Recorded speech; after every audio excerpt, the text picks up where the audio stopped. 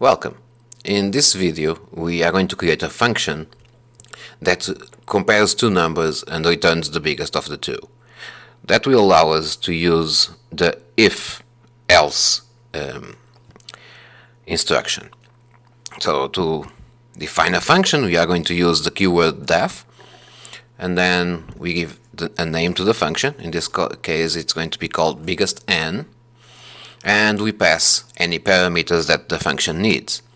In this case we need two numbers, so I'm going to say number 1, we can call it whatever we want, and number 2. It's always important to have names that are human readable and that later when we are analyzing the code we can easily understand what they are. And so anything inside this block is going to be part of the function. And what we want to do? We want to return the biggest of the two. So if number 1 is greater than number 2, we want to return number 1. Else, and the else executes if and only if the expression in the if is false. So if number 1 is not greater than number 2, then we want to return number 2. And you might be asking, but what if they are equal? Well, if they are equal, we can return any one of them, and so if they are equal, the greater is going to fail. It's going to execute the second part of the if-else and return the number 2, but because they are equal, it's the same number.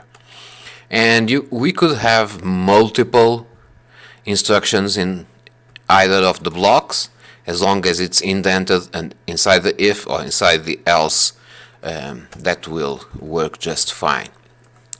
So I'm going to execute just to make sure that I didn't make any mistake, but nothing is going to happen because the function is not being called, and the function is only executed when it is called.